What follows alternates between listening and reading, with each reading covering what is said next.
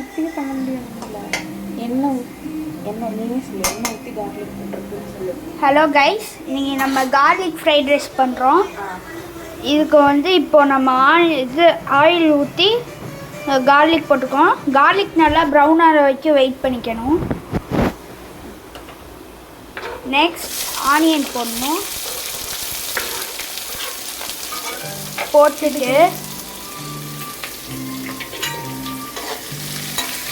நல்லா மிக்ஸ் பண்ணிக்கணும்.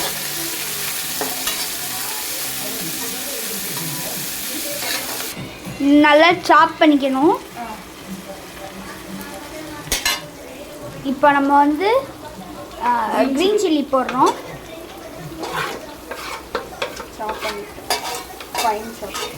ஃபைன் சாப் பண்ணிட்டு க்ரீன் சில்லி போடுறோம்.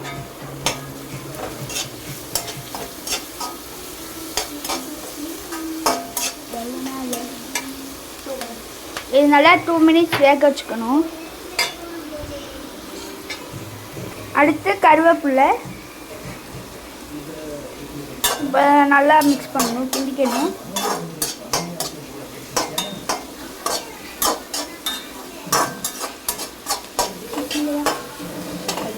ஹையில் வச்சு நல்லா கிண்டிக்கணும் ஒரு 2 மினிட்ஸ். இப்போ நம்ம வந்து கேப்சிகம் கட் பண்ணுறோம். கேரட்டும் பட்டன் பீன்ஸையும் நல்லா வந்து தண்ணியில் வாஷ் பண்ணிட்டு அப்படியே போடணும்.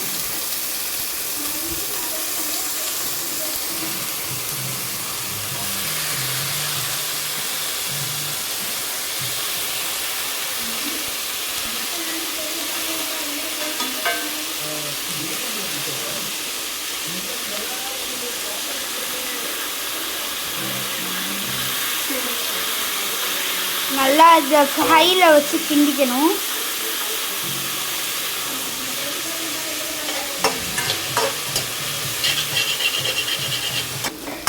கொஞ்சம் வேகட்டும், ஒரு 2 மினிட்ஸ் வேகட்டும்.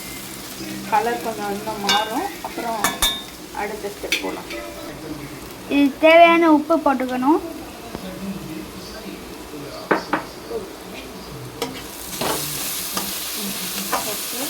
அடுத்து காய போட வேண்டியதான். நம்ம வந்து க்ரீன் கேப்சிகம் போட்டிருக்கோம்.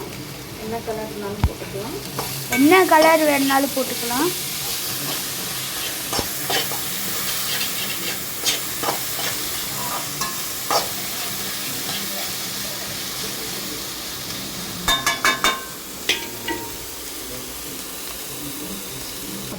ஒரு பக்கம் சாதத்தில் உப்பும் பெப்பரும் போட்டு நல்லா இப்படி உதிரியாக இருக்கிற மாதிரி பிசைஞ்சு வச்சுக்கோங்க.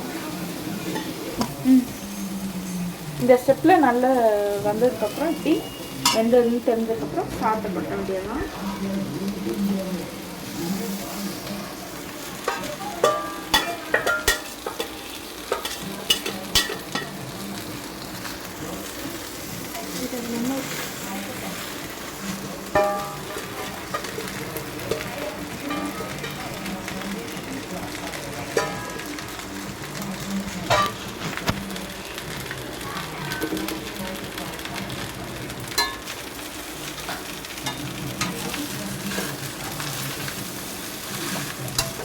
நல்லா கலந்துடலாம்.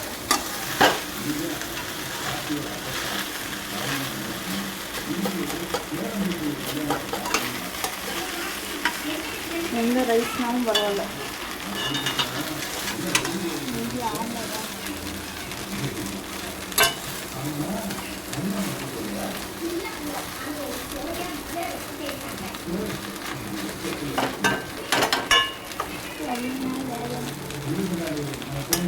ஒரு 4 மினிட்ஸ் கிளறி விட்டுக்கிட்டே இருக்கணும்.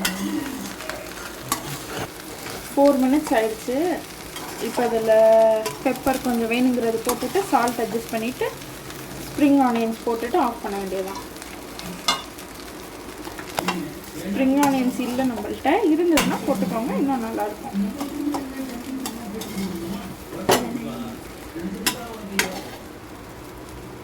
ஒரு ஸ்பூன் நெய் கூட போட்டுக்கிட்டால் இன்னும் ஃப்ளேவர்ஃபுல்லாக இருக்கும். போட்டுட்டு ஆஃப் பண்ணிடுங்க, டிஷ் ரெடி. இந்த வீடியோ பிடிச்சிருந்துச்சுன்னா லைக் பண்ணுங்கள், ஷேர் பண்ணுங்கள், சப்ஸ்கிரைப் பண்ணிடுங்க. பாய். இதே மாதிரி இன்னொரு வீடியோவில் சந்திக்கலாம்.